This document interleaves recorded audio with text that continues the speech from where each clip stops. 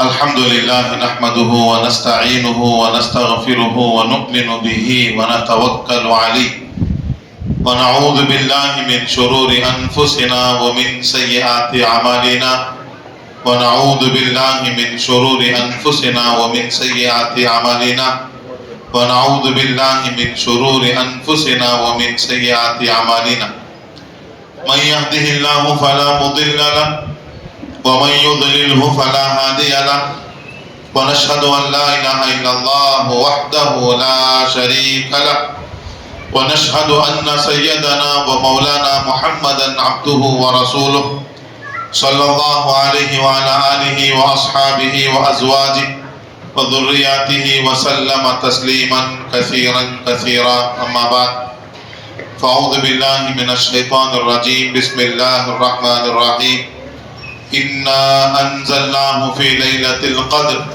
وما أدراك ما ليلة القدر ليلة القدر خير من 1000 شهر تنزل الملائكة والروح فيها بإذن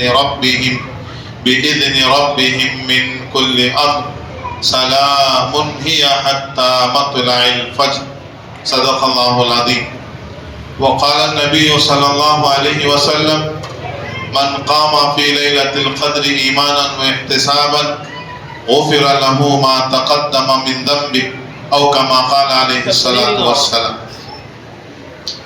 میرے محترم بزرگوں اور عزیز ساتھیوں، اللہ تبارک و تعالیٰ کا کرم ہے، احسان ہے. اللہ تبارک و تعالیٰ نے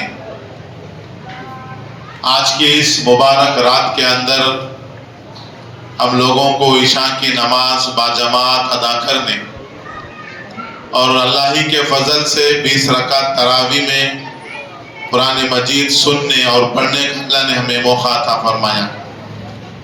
اللہ تبارک و تعالیٰ سے دعا ہے اللہ تبارک و تعالیٰ ان اعمال کو اپنے بارگاہ میں بے انتہا قبول فرمائے.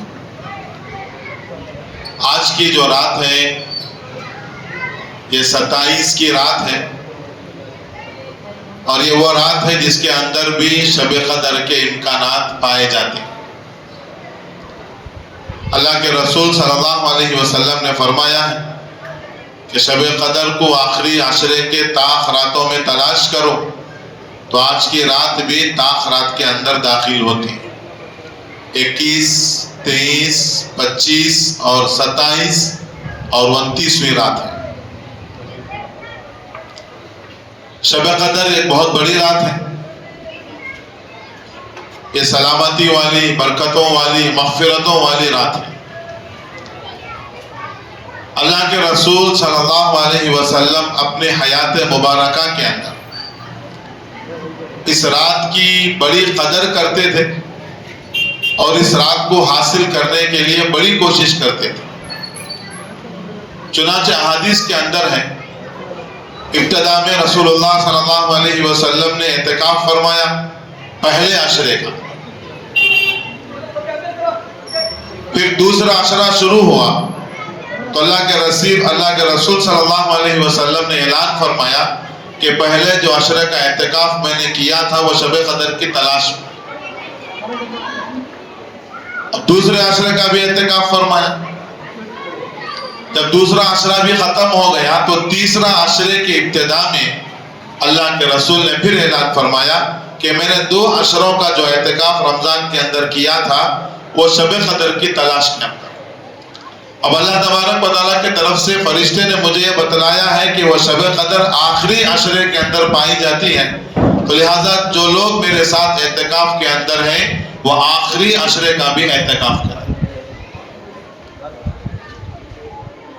اور ایک حدیث میں جیسا کہ میں نے شروع میں عرض کیا آخری عشرے کے طاق راتوں کے اندر تلاش کرنے کا حکم دیا. یہ اللہ تبارک و تعالیٰ کی حکمتوں میں سے حکمت ہے اور اللہ تبارک و تعالیٰ کی سنتوں میں سے ایک سنت ہے. جو چیز اہم ہوتی ہے اللہ تبارک و تعالیٰ اس کو چھپا دیتی ہے، ظاہر نہیں کرتی. اللہ کی سنت رہی ہے. ایسی مثالیں بہت سارے ہیں. فرمایا جمعے کے دن ایک خاص گھڑی ہے جس میں بندہ جو دعا مانگتا ہے اللہ اسے ضرور عطا کرتے ہیں. لیکن وہ دعا کی قبولیت کی گھڑی کون سی ہے؟ اللہ نے اسے مخفی کر دیا. تاکہ لوگ اس گھڑی کے تلاش کے اندر جستجو کریں، کوشش کریں. اور شب قدر اللہ تبارک و تعالیٰ نے اس کو پوشیدہ رکھا ہے. احادیث کے اندر یہ بات ملتی ہے، اللہ تبارک و تعالیٰ نے باقاعدہ رسول اللہ صلی اللہ علیہ وسلم کو شب قدر کی تعین فرمائی کہ کس رات شب قدر. اللہ کے رسول صلی اللہ علیہ وسلم خوشی خوشی لوگوں کے سامنے بتانے کے لیے آئے. دو لوگوں کے درمیان جھگڑا ہو رہا تھا، اس جھگڑے کی نحوست سے اللہ تبارک و تعالیٰ نے اس تعین کو اللہ کے نبی سے بھلا دیا. اب اللہ تبارک و تعالیٰ نے حکم دیا کہ اس کو آخری رات میں تلاش کرو، آخری راتوں کے اندر تلاش کرو. تو اللہ تبارک و تعالیٰ نے ہمیں اپنے فضل سے راتوں کے اندر عبادت کا موقع عطا فرمایا، اور اس کے اندر ایک رات بھی. اور یہ رات اتنی مبارک رات ہے، اتنی برکتوں والی رات ہے کہ مستقل ایک سورت اللہ نے اس کے نام پر نازل فرمائی. اللہ نے فرمایا انا انزلناہ فی لیلۃ القدر. لیلۃ القدر کے مبارک ہونے کے لیے اور اس کی اہمیت کے لیے اتنا کافی ہے کہ اللہ تبارک و تعالیٰ نے قرآن جیسی عظیم الشان کتاب کو اس رات کے اندر نازل فرمایا. انا انزلناہ فی لیلۃ القدر وما ادراک ما لیلۃ القدر. اللہ نے پھر ہمیں تاکیداً یہ بتایا ہے، سوال کیا ہے، کیا تم جانتے ہو لیلۃ القدر کیا ہے؟ ظاہر سی بات ہے، جب تک اللہ نہ بتائے ہم کیا جان سکتے ہیں. اللہ نے خود بتایا ہے لیلۃ القدر خیر من الف شہر. شب قدر یہ 1000 مہینوں سے بڑھ کر. قربان جائیں اللہ تبارک و تعالیٰ پر اور رسول اللہ صلی اللہ علیہ وسلم پر. یہ رات جو ہمیں ملی ہے اس امت کے لیے ایک عظیم تحفہ. پچھلی امتوں کو اللہ تبارک و تعالیٰ یہ رات نہیں عطا کی.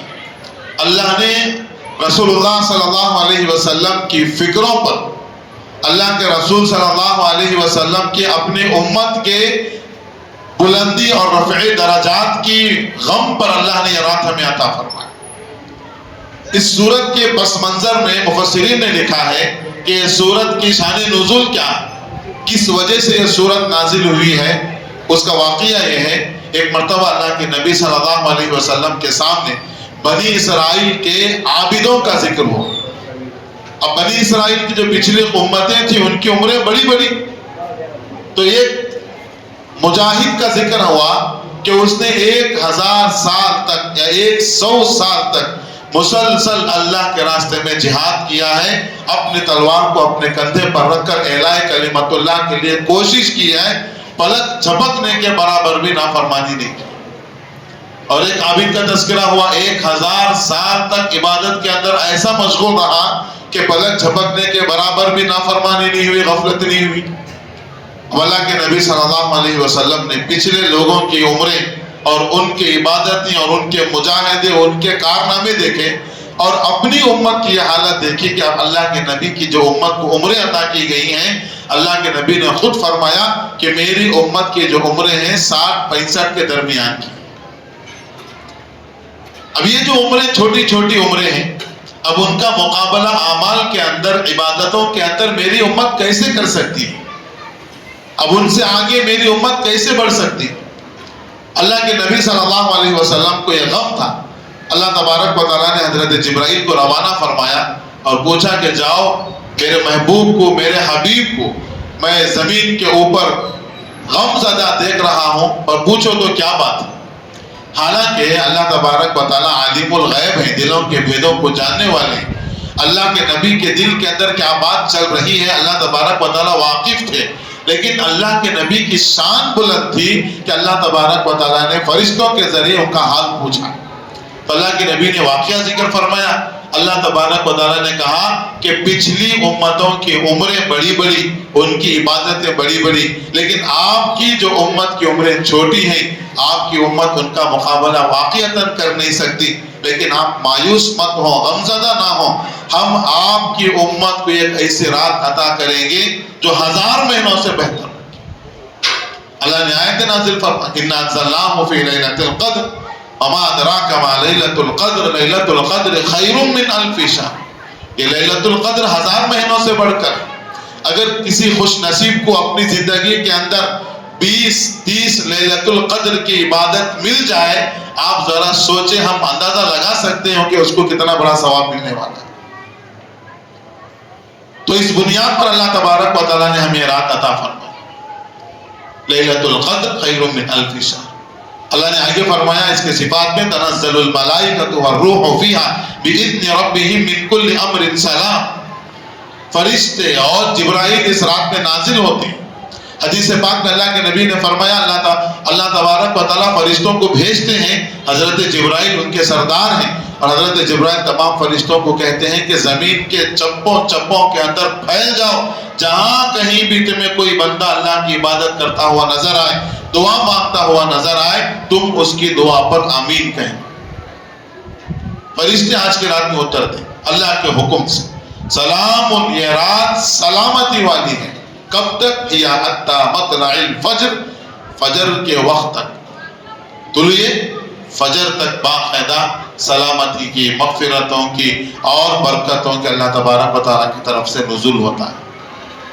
حدیث پاک میں اللہ کے نبی صلی اللہ علیہ وسلم نے فرمایا، یہ رات اسی لیے اللہ تبارک و تعالیٰ عطا کرتے ہیں تاکہ بندوں کی ایک تو عبادتوں کے اندر اضافہ ہو، اور ساتھ ہی ساتھ اس عبادت کے ذریعے، اس رات کے ذریعے اللہ تمہارے پچھلے گناہوں کو معاف کرنا چاہتے ہیں۔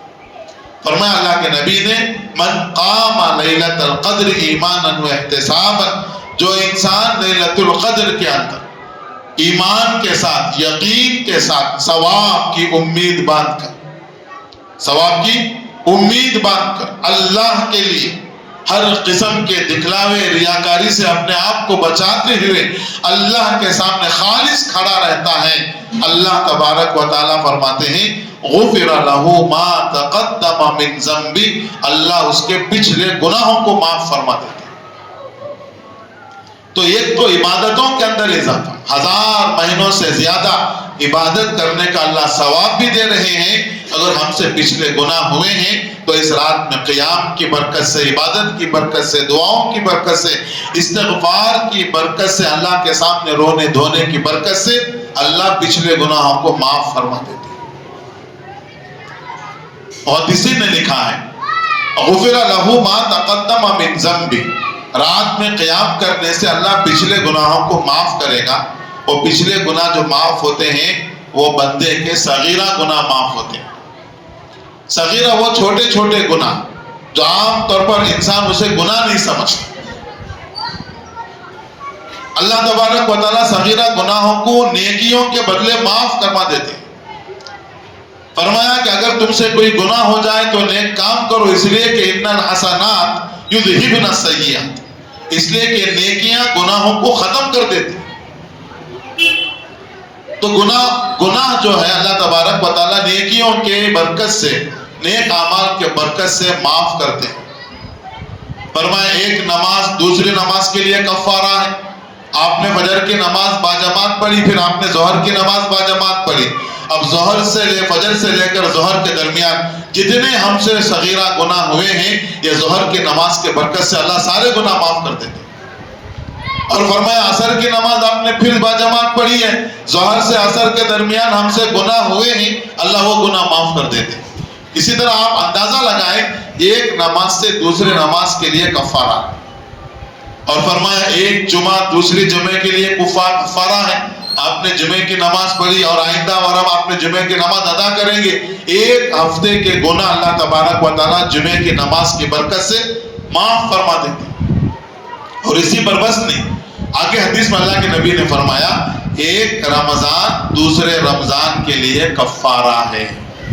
گزشتہ رمضان سے لے کر اس رمضان اللہ نے ہمیں عطا فرمایا، اور اس رمضان کو ہم نے پابندی کے ساتھ گزارا ہے، تو یہ رمضان ہمیں پچھلے رمضان سے لے کر اس رمضان تک کے سارے گناہوں کے لیے کفارہ بن جاتا ہے۔ اب یہ گناہ کون سے ہیں؟ فرمایا یہ گناہ وہ صغیرہ گناہ ہیں جو اللہ تبارک و تعالیٰ ان اعمال کے برکت سے معاف کر دیتے ہیں، لیکن کبیرہ جو گناہ ہیں، بڑے بڑے گناہ ہیں، کبیرہ وہ بڑے گناہ جس کے کرنے سے جس کا مرتکب انسان سیدھے جہنم کے اندر پہنچ جاتا ہے۔ بعض مرتبہ ہمیں احساس نہیں ہوتا ہم کبیرہ گناہ کرتے ہیں۔ حدیث پاک میں رسول اللہ صلی اللہ علیہ وسلم نے فرمایا ایک انسان لگاتار نیکی کرتے رہتا ہے، اللہ تبارک و تعالیٰ کا قرب حاصل کرتا رہتا ہے، یہاں تک کہ وہ جنت کے قریب پہنچ جاتا ہے، اور ایسا گناہ اپنے زبان سے یا اپنے بدن سے کرتا ہے کہ جس کی وجہ سے جو جنت کے قریب پہنچا ہے وہاں سے اٹھا کر سیدھے جہنم کے گڑھے کے اندر پہنچ جاتا ہے۔ یہ کبیرہ گناہ جو انسان کو سیدھے جنت سے اٹھا کر کہاں پہنچا دیتی؟ جہنم کے اندر پہنچا دیتی۔ اسی وجہ سے فرمایا مومن پہلے تو اس کی شان یہ ہے کہ اس سے کبیرہ گناہ صادر نہیں ہوتے۔ مومن کی یہ شان نہیں ہے کہ اسے صغیرہ گناہ کبیرہ گناہ اس سے کبیرہ گناہ صادر ہو۔ اگر کبھی کبیرہ گناہ مومن سے ہو جائے تو مومن ایسا نہیں ہے کہ کبیرہ گناہ کے بعد خاموش رہے، بلکہ کبیرہ گناہ کے بعد مومن جب تک وہ اپنے گناہ کو اللہ کے سامنے معاف نہ کرائے اسے تسلی نہیں ملتی۔ اسی وجہ سے اللہ کے نبی نے فرمایا مومن گناہ کو ایسے سمجھتا ہے جیسے وہ کسی پہاڑ کے جڑ کے اندر بیٹھا ہوا ہے، نیچے بیٹھا ہوا ہے اور پہاڑ اس پر گرنے والا۔ اب ذرا سوچیں کوئی بندہ اس مقام پر بیٹھا ہو کہ اوپر پہاڑ سے پہاڑ گرنے والا ہو یا بڑی چٹان اوپر سے گرنے والی ہو، کیا وہ اطمینان سے بیٹھ سکتا ہے؟ وہ سکون سے بیٹھ سکتا ہے؟ اسے سکون اطمینان کہاں سے ملے گا؟ فرمایا مومن گناہوں کو تو ایسے سمجھتا ہے جیسے اوپر ایک چٹان ہے اس کے اوپر گرنے والی، جب تک وہ اللہ تبارک و تعالیٰ سے توبہ نہ کرائے اسے سکون نہیں ملتا۔ اور فرمایا کہ منافق وہ ہے جو گناہ کو اتنا ہلکا سمجھتا ہے جیسے ناک پر کوئی مکھی بیٹھی ہوئی ہے، ایسے ہاتھ مار کر اس مکھی کو اڑا دیا، یعنی کوئی پرواہ نہیں، گناہ ہوا ہونے تو کوئی پرواہ نہیں۔ اور علماء نے لکھا ہے کہ یہ دل کے سخت ہونے اور دل کے سیاہ ہونے کی سب سے بڑی علامت ہے کہ انسان گناہ کرنے کے بعد اس کے اندر سے اس کا احساس ختم ہو جائے۔ گناہ کرنے کے بعد اس کے اندر سے وہ احساس ختم ہو جائے۔ تو لہذا صغیرہ گناہ تو معاف ہوتے ہیں، کبیرہ گناہ اس سے معاف نہیں ہوتے۔ یہ مبارک راتیں اللہ تبارک و تعالیٰ نے ہمیں عطا فرمایا، ہم قیام کیے ماشاءاللہ 20 رکعت تراویح ہم نے قیام کیا ہے، یہ بھی قیام ہی کے اندر داخل ہے، یہ بھی قیام ہی کے اندر داخل ہے۔ اللہ سے امید ہے کہ اللہ تبارک و تعالیٰ نے قیام کے بدلے سے غفر لہ ما تقدم من ذنبہ، اللہ نے ہمارے پچھلے صغیرہ گناہوں کو معاف کر دیا، لیکن ہمارے کبیرہ گناہ کیا ہوں؟ اس لیے کہ ہم گناہوں کے مرتکب ہیں، کبیرہ گناہ پتہ نہیں ہم سے کتنے سرزد ہوئے۔ اب ان کبیرہ گناہوں کی معافی تلافی کے لیے اللہ نے یہ رات ہمیں دیا ہے، اس رات کو غنیمت سمجھ کر اللہ تبارک و تعالیٰ کے سامنے مغفرت کی دعائیں مانگیں اور اللہ تبارک و تعالیٰ کے سامنے توبہ مانگیں۔ جو بندہ اللہ تبارک و تعالیٰ کے سامنے اپنے گناہوں کی توبہ کرتا ہے، اپنے گناہوں کی معافی مانگتا ہے، یقین کریں وہ بندہ اللہ تبارک و تعالیٰ بہت زیادہ پسند ہے۔ اللہ نے کتنا پیارا جملہ استعمال کیا ہے گنہگار بندوں کے لیے۔ اللہ تبارک و تعالیٰ گنہگار بندوں سے نفرت نہیں کرتے، گنہگار بندوں سے نفرت نہیں کرتے۔ اللہ تبارک و تعالیٰ کی مثال تو ماں جیسی ہے، بلکہ ماں کیا محبت کرے گی اپنے بچے کو، اللہ تبارک و تعالیٰ اس سے کہیں زیادہ اپنے بندے سے محبت کرتے ہیں۔ جب کوئی ماں اپنے بچے کو گندگی کے اندر دیکھتی ہے تو آپ بتائیں یقین کر کے کیا وہ ماں اپنے بچے سے نفرت کرتی ہے؟ جب بچہ گندگی کے اندر ملوث ہو جاتا ہے ماں بچے سے نفرت نہیں کرتی، اس گندگی کو پاک صاف کرتی ہے، پھر بچے کو پاک کر کے اپنے سینے سے لگا لیتی ہے۔ یہ اس کی ممتا ہے۔ اور جو اللہ تبارک و تعالیٰ نے ممتا جو تقسیم کیا ہے صرف انسانوں کے اندر نہیں، پوری دنیا کے تمام مخلوقات کے اندر آپ دیکھتے ہیں کہ ایک جانور بھی اپنے بچے کے لیے کیا کچھ نہیں کرتے۔ یہ محبت اللہ نے ڈالی ہے۔ فرمایا یہ جو حصہ ہے جو اللہ نے ماں کے اندر رکھا ہے، جو ممتا ہے محبت ہے اپنے بچوں کے لیے، یہ ایک حصہ اللہ نے پوری دنیا کے اندر تقسیم فرمایا، اور 90 پر 9 حصے اللہ نے محبت کے اور وہ ممتا کے اللہ نے اپنے پاس رکھی۔ ہم سوچ بھی نہیں سکتے اللہ کتنی محبت کرتے ہیں۔ اگر کسی سے گناہ ہو جاتا ہے اللہ تبارک و تعالیٰ اس بندے سے نفرت نہیں کرتے۔ اللہ انتظار کرتے ہیں کہ بچے یہ بندہ کب مجھ سے رجوع کرے گا اور میں اس کو اپنے سینے سے لے لوں، اپنے رحمت کے آغوش میں لوں۔ اللہ تبارک و تعالیٰ نے اسی وجہ سے قرآن مجید کے اندر کتنا پیارا حکم دیا ہے، قل یا رسول اللہ صلی اللہ علیہ وسلم، اے نبی جناب محمد رسول اللہ صلی اللہ علیہ وسلم، قل آپ اپنے زبان سے میرے گنہگار امتوں تک، میرے گنہگار بندوں تک یہ پیغام پہنچا دیجئے، یا عبادی الذین اسرفوا علی انفسہم، اے میرے وہ بندوں جنہوں نے گناہ کر کے اپنے جانوں پر ظلم کر رکھا ہے، لا تقنطوا من رحمت اللہ، تم لوگ اللہ کی رحمت سے مایوس مت ہو۔ کبھی یہ مت سوچو کہ میں اتنا گناہ کر کے اتنا آگے نکل چکا ہوں کہ اللہ تبارک و تعالیٰ مجھے معاف نہیں کرے۔ لا تقنطوا من رحمت اللہ، تم اللہ کی رحمت سے مایوس مت ہونا۔ ان اللہ یغفر الذنوب جميعا، اللہ تو وہ ہے جو تمہارے تمام گناہوں کو معاف کرے گا۔ انہ هو الغفور الرحیم، اور بے شک اللہ بڑا غفور الرحیم۔ یہ کس کے لیے اعلان ہے؟ یہ گنہگار بندوں کے لیے اعلان۔ اور اللہ کے نبی صلی اللہ علیہ وسلم نے وہ کتنی پیاری حدیث نقل فرمائی۔ اللہ کے نبی صلی اللہ علیہ وسلم نے فرمایا، خیر الخطائین، بہترین گنہگار کون؟ بہترین، خیر الخطائین، بہترین گنہگار۔ آپ بتائیں کوئی گناہ کرنے والا بہتر ہو سکتا ہے؟ کیا کوئی جرم کرنے والا مجرم کسی کے نگاہوں کے اندر وہ اچھا سمجھا جائے گا، بہتر سمجھا جائے گا؟ نہیں۔ پوری دنیا کا یہ دستور ہے، کوئی مجرم کو اچھی نگاہ سے نہیں دیکھتا، لیکن قربان جاؤ اللہ تبارک و تعالیٰ کی محبت پر، کیا محبت ہوگی اللہ تبارک و تعالیٰ میں۔ اللہ تبارک و تعالیٰ کہلوا رہے ہیں خیر الخطائین، سب سے بہترین گنہگار، التوابون، جو گناہ کے بعد اللہ کے سامنے توبہ کرتا ہے۔ اور اللہ تبارک و تعالیٰ کو وہ بندے بڑے پیارے ہیں جو گناہ کر کے توبہ کرتے ہیں۔ اس لیے کہ انسان ہم ہیں، انسان اسی کو کہتے ہیں جو گناہ کے بعد اللہ کے سامنے کیا کرے؟ توبہ کرے۔ اور جو گناہ کر کے اللہ کے سامنے نڈر ہو جائے، اکڑ جائے، اسے انسان نہیں کہتے، اسے شیطان کہتے ہیں۔ شیطان سے گناہ ہوا، اللہ نے کہا کہ سجدہ کر، سجدہ نہیں کیا۔ اللہ تبارک و تعالیٰ نے اس سے پوچھا شیطان سے کہ تو نے میرے حکم کو کیوں نہیں مانا؟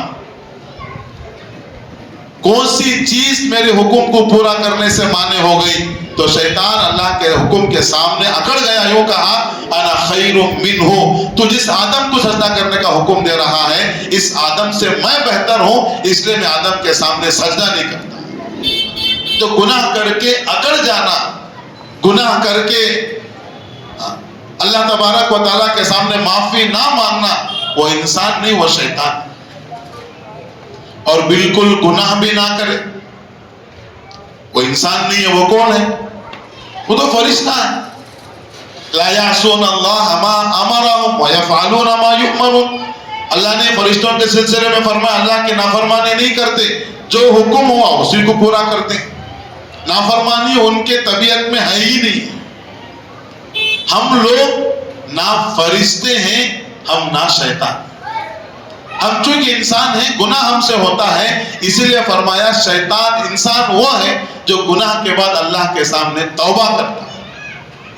حدیث پاک میں اللہ کے نبی صلی اللہ علیہ وسلم نے فرمایا لولا انکم لا تذنبوا، اگر تم ایسے بن جاؤ کہ بالکل گناہ نہ کرو، ایسے بن جاؤ جس سے کیا نہ ہو، بالکل گناہ نہ ہو، لجاء اللہ بخلق جدید، اللہ تبارک و تعالیٰ تمہیں ہٹا کر ایک دوسری مخلوق کو لائے گا۔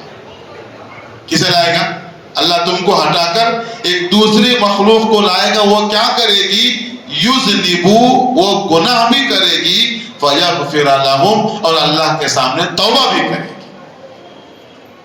اس لیے ہم انسان ہیں، ہم سے گناہ ہو ہی جاتا ہے۔ اب ہمیں یہ راتیں اللہ تبارک و تعالیٰ نے عطا فرمائی، اس راتوں کو ہمیں غنیمت سمجھ کر اپنے پچھلے تمام زندگی کے گناہوں کی معافی مانگنا، اللہ تبارک و تعالیٰ کے سامنے توبہ کرنا ہے۔ اور اللہ تبارک و تعالیٰ کی ذات وہ ہے، اللہ تبارک و تعالیٰ نے یہ خلقت کو، اس کائنات کو پیدا کرنے سے پہلے اپنے اوپر ایک چیز لازم اللہ نے یہ کر لیا ہے۔ اللہ نے فرمایا میری رحمت میرے غصے پر غالب ہے۔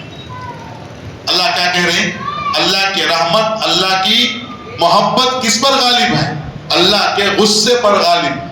حدیث پاک میں اللہ کے نبی نے فرمایا ان اللہ کتب کتابا قبل ان یخلق الخلق، اللہ نے مخلوق کو پیدا کرنے سے پہلے یہ ایک چیز اپنے لیے ضابطہ بنا لیا ہے، ان رحمتی سبقت غضبی، کہ میری رحمت وہ میرے غصے پر بھاری ہے، فہو مکتوب عندہ فوق العرش، اللہ نے اسی جملے کو عرش کے اوپر لکھا ہوا ہے کہ نا امید نہ ہو۔ اللہ تبارک و تعالیٰ کا غضب وہ کمزور ہے اللہ کی رحمت کے مقابلے، تو لہٰذا ہم اللہ تبارک و تعالیٰ سے رحمت مانگیں۔ اللہ تبارک و تعالیٰ اپنے بندوں کی جو ہے اپنے مغفرت پر بڑے خوش ہوتے ہیں۔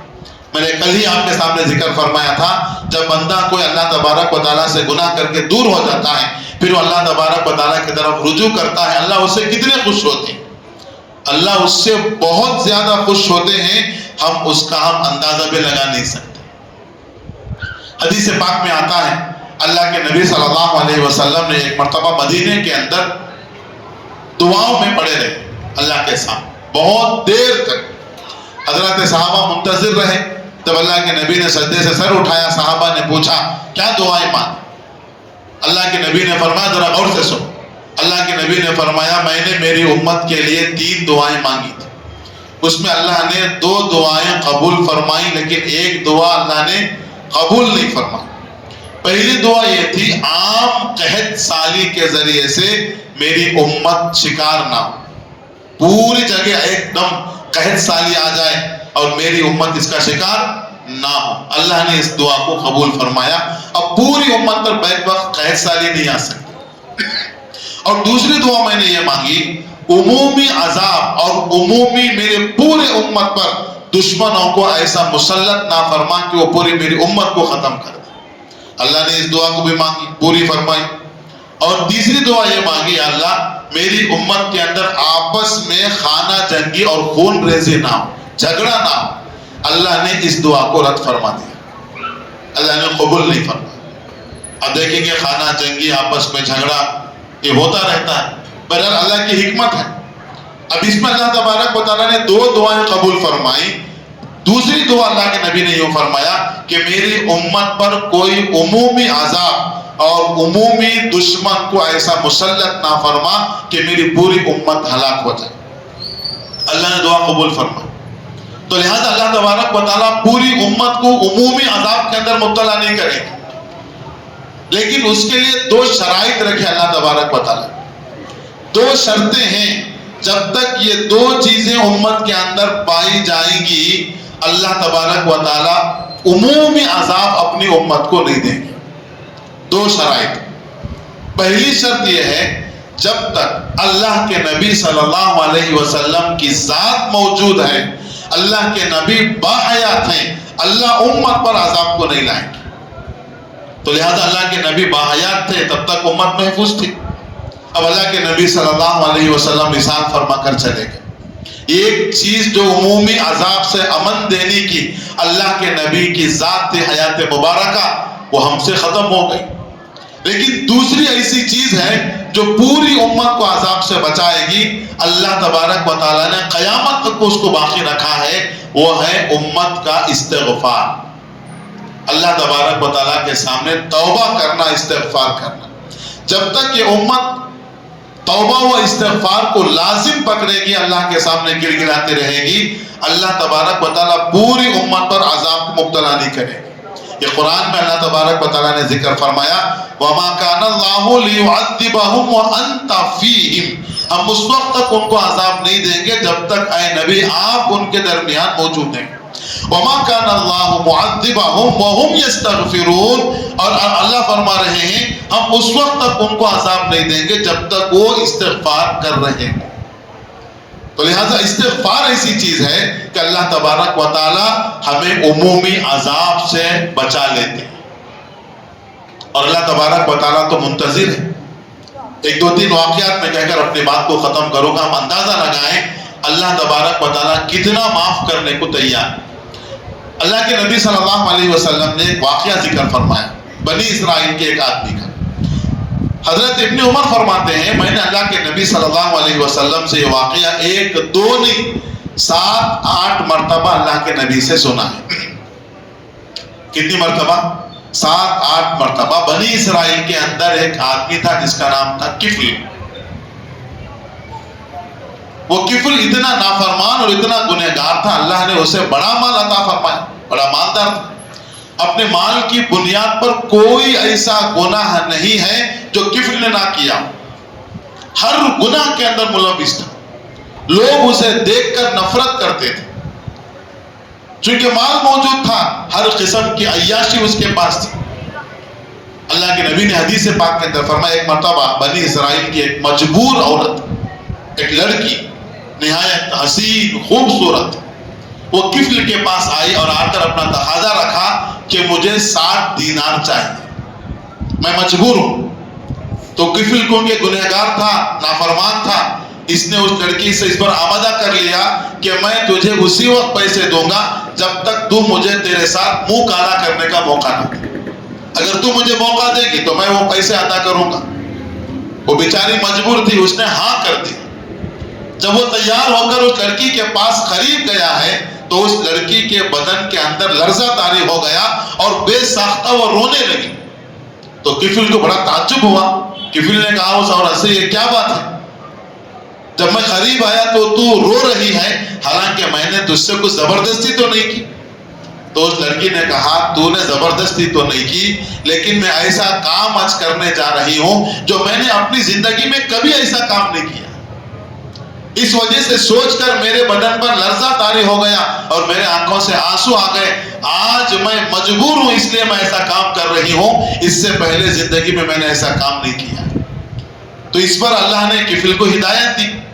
اس رات اس لڑکی کے قریب جا کر پیسے اس کے ہاتھ میں دے کر واپس مڑ گیا اور وہیں پر ایک قسم کھائی اللہ کے سامنے، یا اللہ میں آئندہ کبھی نافرمانی نہیں کروں گا اور اس قسم کے گناہ کے قریب بھی نہیں جاؤں گا. اور پیسے اس لڑکی کو حوالے کر کے باعزت اس کو باہر بھیج دیا. اللہ کا کرنا ایسا تھا، اسی رات اس کفل کا انتقال ہو گیا. اور بنی اسرائیل میں اس وقت عجیب معاملہ تھا، اگر کوئی انسان گنہگار مر جاتا تو اس کے گھر کے اوپر یہ باقاعدہ لکھا جاتا کہ اللہ نے اس کو جہنم کے اندر بھیج دیا. مرتے ہی اس کے دروازے پر لکھ دیا جاتا تھا، نشانات پڑ جاتے کہ یہ گنہگار ہے، جہنمی ہے. جب کفل اس رات توبہ کر کے اللہ کے سامنے اس رات انتقال ہوا ہے، جب لوگوں نے صبح کو کفل کے دروازے پر گئے، گھر پر دیکھا تو اس کے گھر کے اوپر لکھا ہوا ہے اللہ تبارک و تعالیٰ کی طرف سے ہم نے کفل کی مغفرت فرما دی. لوگوں کو بڑا تعجب ہوا کہ ہر قسم کے گناہ کے اندر ملوث ہے، اللہ نے اس کی مغفرت کیسے فرما دی؟ اللہ تبارک و تعالیٰ نے ایک عمل کی بنیاد پر اور ایک مرتبہ اللہ کے سامنے توبہ کیا ہے اور اسی رات اس کی موت ہوتی ہے. اللہ اس کی مغفرت کا اعلان کر کے اس کو جنت میں داخلہ نصیب فرما دی. تو لہذا یہ اللہ تبارک و تعالیٰ کی شان ہے کہ اللہ تبارک و تعالیٰ گناہوں کو معاف فرماتے ہیں. اور جب گنہگار توبہ کرتا ہے نا، وہ گناہوں سے ایسے پاک ہوتا ہے. بعض مرتبہ اللہ تبارک و تعالیٰ فرشتوں سے بھی اس گناہ کو مٹا دیتے ہیں، نام عمل سے بھی مٹا دیتے ہیں. جو فرشتے گواہ بن کر ہیں اس فرشتوں کو بھی وہ گناہ مٹا دیتے ہیں. جس زمین کے حصے پر وہ گناہ کیا ہے اس سے بھی مٹا دیتے ہیں. اس گناہ کا کوئی گواہ نہیں ملتا. التائب من الذنب کمن لا ذنب لہ. گناہ سے توبہ کرنے والا ایسا ہے گویا کہ اس نے گناہ کیا ہی نہیں. اللہ تبارک و تعالیٰ ہر قسم کے گناہوں سے اس کو پاک فرما دیتے ہیں. اور جتنے گواہ اس گناہ کے لے کر بننے والے تھے، اللہ تبارک و تعالیٰ تمام اس گناہوں کو جو ہے اس گواہوں سے اس گناہ کے اس کو اثرات کو ختم کر دیتے. لیکن اللہ تبارک و تعالیٰ نے ہمیں یہ جو توبہ کا موقع دیا ہے، یاد رکھیے میرے عزیز ساتھیوں، میرے بھائیوں، اللہ نے موت سے پہلے ہمیں دیا. موت کا وقت آ گیا، اللہ تبارک و تعالیٰ توبہ کا دروازہ بندے پر بند کر دیتا. ان اللہ یقبل توبۃ العبد ما لم یغرغر. جب تک غرغرے کی حالت، سکرات کی حالت شروع نہیں ہوتی، تب تک برابر اللہ تبارک و تعالیٰ بندے کی توبہ کو قبول فرماتے رہتے ہیں. اور توبہ کریں اللہ کے سامنے آج کے دن ہم، اس لیے کہ آج پوری دنیا کے اوپر جو حالات مسلمانوں کے اوپر ہیں، یقین کریں یہ صرف اور صرف ہمارے گناہوں کی وجہ سے. ظہر الفساد فی البر والبحر بما کسبت ایدی الناس، یہ تمہارے ہاتھ کی کمائی ہے جو اللہ زمین کے اندر اور سمندروں کے اندر فتنے برپا کرتے ہیں۔ ما اصابکم من مصیبت فبما کسبت ایدیکم، جو مصیبت تم تک پہنچ رہی ہے یہ مصیبت تمہارے ہاتھوں کی کرتوت ہے۔ ما اصابکم من مصیبت فبما کسبت ایدیکم، اللہ تو وہی ویعفو عن کثیر، بہت سارے گناہوں پر اللہ مواخذہ نہیں کرتے، ایک دو گناہ پر مصیبت پہنچتی ہے، اگر ہر گناہ پر مصیبت پہنچنا شروع ہو جائے ہم کبھی خوشی کا منہ دیکھ ہی نہیں سکتے، خوشی اور آرام کی صورت ہم دیکھ بھی نہیں سکتے، اتنے گناہ ہمارے۔ وَيَعْفُو عَنْ كَثِيرٍ، اللہ تو وہ ہیں بہت سارے گناہوں کو معاف کر دیتے ہیں۔ تو لہٰذا ہم آج کے دن اللہ تبارک و تعالیٰ کے سامنے عزم کریں، ارادہ کریں، پتہ نہیں ہماری زندگی کتنی باقی ہے۔ ہم لوگ دیکھ رہے ہیں روز لوگ حادثات کے اندر ہمارے سے جاتے ہو چل رہے ہیں، کیا بڑے کیا چھوٹے، کیا مرد کیا عورت ہے، حادثات کے شکار ہوتے جا رہے ہیں، دنیا سے منتقل ہوتے جا رہے ہیں، پتہ نہیں ہماری گھڑی بھی ایسے ہی بیٹھے بیٹھے کب آ جائے۔ اس لیے علماء نے لکھا ہے ہمیشہ ہمیشہ اپنے زبان پر کچھ نہ کچھ ذکر کی عادت ضرور ڈالو، ہمیشہ۔ ایک تو ہم صبح و شام تسبیح لے کر ذکر کرتے ہیں، لیکن 24 گھنٹے والی زندگی میں ایک ایسا ہم اپنے زبان کو عادت بنائیں، اس لیے کہ پتہ نہیں کس گھڑی ہماری آنکھ بند ہو جائے اور جاتے جاتے ہمارے زبان پر اللہ کا ذکر۔ اللہ کے نبی سے پوچھا صحابہ نے سب سے افضل عمل کیا ہے؟ اللہ کے نبی نے فرمایا تیری زبان اللہ کے ذکر میں تر و تازہ رہے، ایک دعا ایک ذکر ہمارے زبان پر ہمیشہ رہے، ایسا ذکر میرے اور میرے اللہ کے علاوہ کوئی نہ چاہے۔ تو یہ دنیا حادثات کی شکار ہوتی جا رہی ہے، ہم روزانہ دیکھ رہے ہیں، اس لیے اللہ تبارک و تعالیٰ کے سامنے ہم آج کے رات توبہ کریں، عزم کریں، اپنی پچھلی زندگی پر اللہ کے سامنے ندامت ظاہر کریں۔ اور توبہ کے معنی یہی ہے کہ پچھلے گناہوں پر ندامت ہمارے اندر ہو، شرمندگی ہمارے اندر۔ اور دوسرا توبہ کا مطلب یہ ہے کہ آئندہ نہ کرنے کا پختہ عزم، ارادہ اور قصد ہو۔ اور تیسرا سچے دل سے اللہ تبارک و تعالیٰ کے سامنے معافی مانگے، یہ خلاصہ ہے توبہ۔ کس کا ہے یہ خلاصہ؟ یہ توبہ کا ہے۔ اس لیے اللہ تبارک و تعالیٰ کے سامنے ہمیشہ توبہ کرتے رہیں، اللہ کے سامنے مغفرت چاہتے رہیں۔ اور مغفرت کا ایک ایسا کلمہ ہے، انسان کو وہ کلمہ پڑھ کر اللہ کے سامنے مغفرت مانگے، بہت مختصر، میں بھی تذکرہ کروں گا، بہت مختصر ایک استغفار ہے۔ اگر آپ اسے پڑھیں گے دو بڑے فائدے ہیں، ایک تو اس کے پڑھنے سے اللہ گناہوں کو معاف کریں گے، اور دوسرا فائدہ یہ ہے کہ جتنے سرزمین پر اس وقت ایمان والے بس رہے ہیں ان تمام ایمان والوں کے بقدر اللہ ہمیں نیکی عطا کرے۔ اب سوچ بھی سکتے ہیں کہ اس وقت دنیا کے اندر کتنے مومن ہیں۔ ایک مختصر دعا ہے، ہم اس دعا کو پڑھنے کا اہتمام کریں گے، ایک تو ہمارے گناہ معاف ہو رہے ہیں، اور پورے روئے زمین پر جتنے مومن ہیں ان مومنوں کی تعداد کے برابر اللہ تبارک و تعالیٰ بندے کو نیکی عطا کرے۔ فرمایا اللہ کے نبی صلی اللہ علیہ وسلم نے من قال کل یوم، جو انسان ہر روز ایک مرتبہ یہ کلمہ پڑھے، پڑھو اللہم اغفر لی وللمؤمنین والمؤمنات، بس اتنا ہے، اللہم اغفر لی وللمؤمنین والمؤمنات، یا اللہ میری مغفرت فرما، ایمان والے مردوں اور ایمان والے عورتوں کی مغفرت فرما۔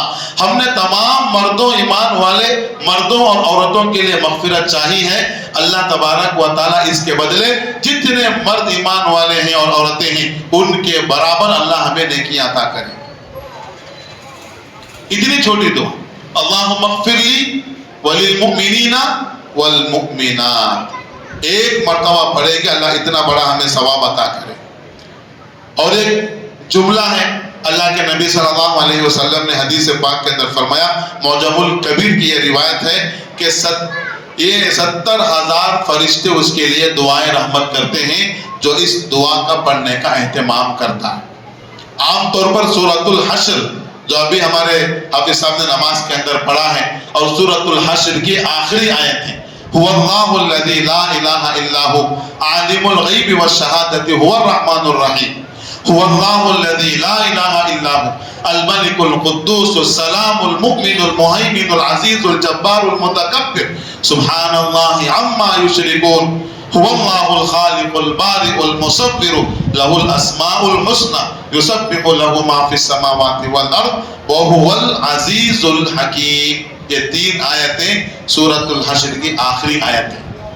حدیث پاک میں اللہ کے نبی نے فرمایا جو انسان اسے اس طرح پڑھے، اعوذ باللہ السمیع العلیم من الشیطان الرجیم، اعوذ باللہ السمیع العلیم، اعوذ باللہ السمیع العلیم من الشیطان الرجیم، اس کو پڑھنے کے بعد ایک مرتبہ یہ 3 آیتیں پڑھ لیتا ہے، اللہ تبارک و تعالی 70,000 فرشتے اس کے لیے دعائیں رحمت میں لگا دیتے ہیں، اور جو کوئی صبح کو پڑھتا ہے شام تک فرشتے اس کے لیے دعا کرتے ہیں، اور اگر دن میں یہ پڑھ کر مر گیا اللہ تبارک و تعالی شہادت کا مرتبہ اس کو عطا کرے گا۔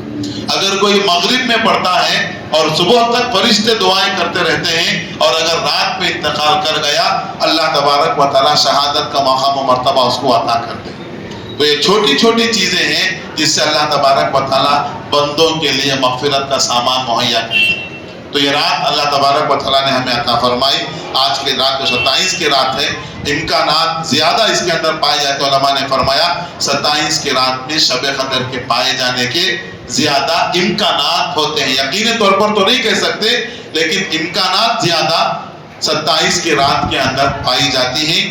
اس لیے اس رات کو غنیمت سمجھیں۔ ایک حساب آپ خود اپنے طور پر یہ سوچ سکتے ہیں، اگر یہ پوری رات 1000 مہینوں سے بڑھ کر ہے تو اس کا 1 گھنٹہ کتنے مہینوں سے برابر ہوگا، اور اس کا 1 منٹ کتنے گھنٹوں کے کتنے ایام کے برابر ہوگا، اور اس کا 1 سیکنڈ پتہ نہیں کتنے دنوں کے برابر ہوگا۔ اس لیے اس کا ایک سیکنڈ بھی ہم ضائع نہ کریں، اس کو ہم وصول کرنے کی فکر کریں۔ عام طور پر سوال یہی کیا جاتا ہے کہ شب قدر اگر ہو تو کیا عبادت کی جائے؟ شب قدر کے لیے کوئی خاص عبادت نہیں ہے، قدر کی نماز کوئی خاص نہیں ہے، اس لیے کہ بعض مرتبہ لوگ ادا کرتے ہیں، قدر کی نماز کی نیت پڑھتے ہیں، لیکن شب قدر کی ایسی کوئی خاص نماز نہیں ہے۔ جو عبادت آپ کے ساتھ کر سکتے ہیں آپ خوشی خوشی کریں، کچھ دیر قیام کریں، اللہ کے سامنے کھڑے رہیں، تلاوت کریں، ذکر و اذکار کریں، توبہ و استغفار کریں، پھر اللہ تبارک و تعالیٰ کے سامنے مناجات کریں، گڑ گڑائیں، عاجزی و انکساری کے ساتھ اپنے آنکھوں کے اندر آنسو لانے کی فکر کریں۔ آج ایک مکی کے سر کے برابر اللہ کے خوف سے ہمارے آنکھوں سے پانی نکل گیا، یہ ایک چھوٹا سا خطرہ پانی کا وہ جہنم کے آگ کو بجھانے کے لیے کافی ہے۔ فرمایا اللہ کے نبی نے 2 آنکھیں اللہ تبارک و تعالیٰ کو بہت پسند ہیں، بلکہ 2 قطرے اللہ تبارک و تعالیٰ کو بہت پسند ہیں۔ ایک آنکھ کا وہ آنسو کا قطرہ جو اللہ کے خوف سے نکلا ہو، اور خون کا وہ قطرہ جو اللہ کے راستے میں مجاہد کا نکلا ہو۔ اللہ کے سامنے عاجزی و انکساری کے ساتھ اپنے گناہ کو یاد کر کے رونا اللہ کے ساتھ۔ کتنے گناہ میں نے کیے، اللہ تبارک و تعالیٰ نے کتنا مجھے موقع دیا، اگر اللہ چاہتے اس گناہ کے وقت مجھے موت دے دیتے میں کیا کر سکتا تھا؟ اللہ تبارک و تعالیٰ چاہتے اس گناہ کرتے کرتے اگر زمین اندر دھس جاتی تو میں کیا کر سکتا تھا؟ اللہ تبارک و تعالیٰ نے ہمیں موقع پر موقع عطا فرمائے۔ اللہ تبارک و تعالیٰ کا بڑا کرم احسان ہے، اس لیے اپنے گناہوں کو یاد کر کے مراقبہ کریں، کچھ دیر کے لیے آنکھ بند کر کے اللہ کے احسانات کو یاد کریں، اللہ تبارک و تعالیٰ کے انعامات کو یاد کریں، اللہ کے کتنے انعامات ہمارے اوپر ہیں، ان انعامات پر اللہ کا شکر ادا کریں، اور اپنے گناہوں کو یاد کر کے اللہ کے سامنے گڑ گڑائیں، اللہ کے سامنے رونے کی کوشش کریں۔ اور جہاں ہم اپنے لیے دعائیں کریں وہیں آپ سے گزارش ہے کہ ہمارے اپنے فلسطین مسلمان بھائی جو آج پریشان ہیں، جن کے جو ہے حالات کے اندر ہیں، آپ خصوصاً ان کے لیے بھی جو ہے خاص دعاؤں کا اہتمام کریں۔